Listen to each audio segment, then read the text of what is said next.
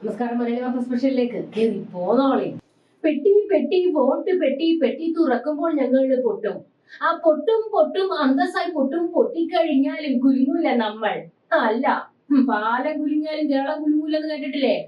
അതുപോലെ മിസ്റ്റർ പോഞ്ഞിക്കരയെ പോലെ ഒരൊറ്റ നിപ്പായിരുന്നു ഗോവിന്ദൻ സഖാവ്. ഗോവിന്ദൻ സഖാവിന്റെ ഈ മുദ്രാവാക്യം വിളികേട്ട് AKG സെന്റർ ഒന്ന് കുലുങ്ങി. ശ്രീമതി ടീച്ചർ ആടി ഉലഞ്ഞിട്ടുണ്ട്. ബാലൻ സഖാവ് തീവ്രത അളക്കുന്നു.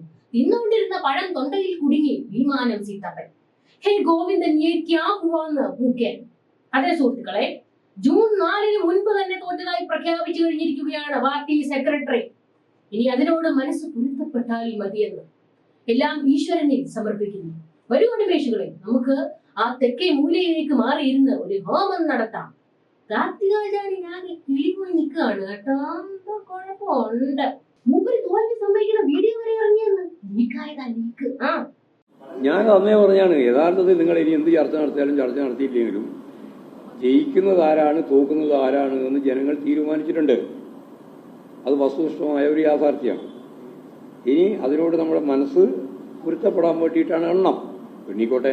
ഗോവിന്ദൻ സഖാവിന്റെ വാർത്താ സമ്മേളനത്തിലെ ഏടുകളിൽ നിന്ന് ചീന്തിയെടുത്ത ഈ വീഡിയോ സൈബറിടത്തിൽ വൈറലാണ്. നേരെ എയറിലോട്ട് പോകാനുള്ള വക ഇവര് തന്നെ അങ്ങ് ഉണ്ടാക്കി തരും. കേട്ടിട്ടില്ലേ? അവനവൻ കുരുക്കുന്ന കുരുക്കടിച്ചെടുക്കുമ്പോൾ ഗുലുമാൽ, ഗുലുമാൽ. പരസ്പരം കുഴിക്കുന്ന കുഴികളിൽ പതിക്കുമ്പോൾ ഗുലുമാൽ, ഗുലുമാൽ. ഗോവിന്ദമാമ കരയണ്ട, ഒരു തോറ്റ ഒന്ന് പോട്ടെന്ന് വെച്ചേക്കണം. അങ്ങനെ പറഞ്ഞ് ആശ്വസിക്കാം. അല്ലാതിപ്പോ വേറൊന്നും ചേനൊക്കില്ലല്ലോ. ഇത് വെറുതെ ചെന്ന് നിന്നങ്ങ് തോറ്റു കൊടുത്താ പോരെ മാമ. ഈ ബിൽഡപ്പൊക്കെ വേണോ? എന്തിനാ ഇതിങ്ങനെ? അതെ, ഇതുവരെ പറഞ്ഞത് വളരെ ശരിയാണ്. എല്ലാം ജനങ്ങൾ തീരുമാനിച്ചിട്ടുണ്ട്. ഗോവിന്ദ സഖാവ് ഇങ്ങനെ പറഞ്ഞാൽ എങ്ങനെയായത്? ഇടുന്നില്ലെങ്കിൽ ഇന്ത്യ ഇല്ലെന്നല്ലേ മുഖ്യം പറഞ്ഞത്? അങ്ങേർക്ക് എന്തും പറയാലോ. ഇന്ത്യയിലെ മൂപ്പർക്ക് ഇന്തോനേഷ്യ ഉണ്ട്. ഞങ്ങളുടെ കാര്യം അതാണോ? തോൽവി സമ്മതിക്കാൻ വേണം. മരപ്പെട്ടി ചിഹ്നത്തിൽ മത്സരിക്കേണ്ടിയും വരും.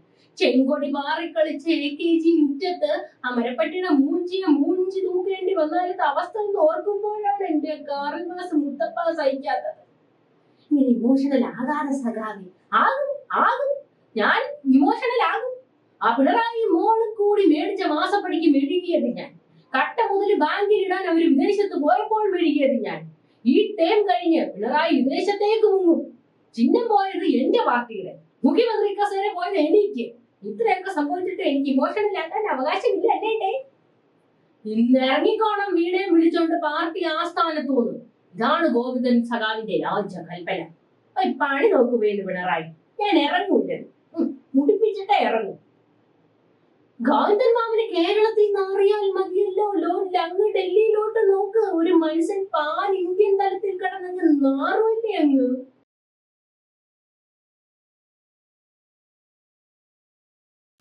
എന്താ സഖാവെ തലയിൽ ചട്ടിയൊക്കെ?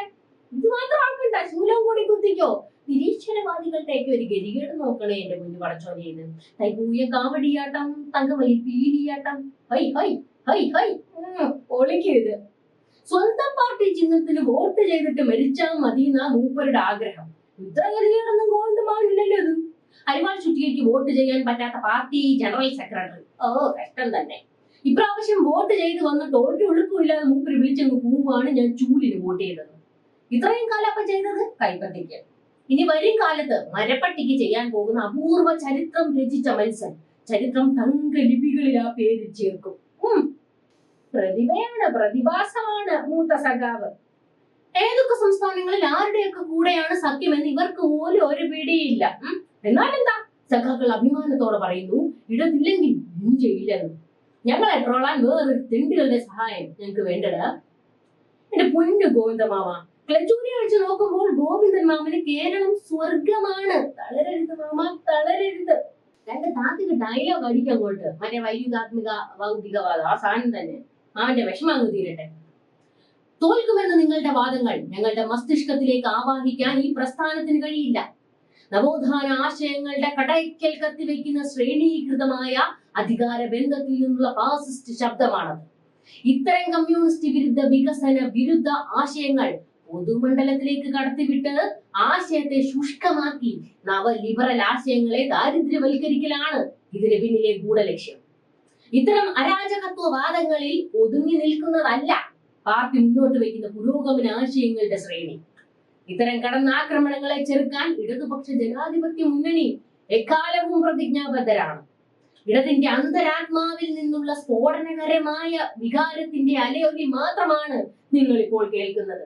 അതിനെ കരഞ്ഞു മെഴുകലെന്ന് ചുരുക്കി പറയോ സഖാവേ? ആറ് നിന്ന് കണ്ണീര് ഉടച്ചിട്ട് പറ കേട്ടോ. ഇനിയുണ്ട് ഗോവിന്ദൻ സഖാവിന്റെ താത്വികമായ രോദനം. നമുക്ക് സംസാരിക്കാം.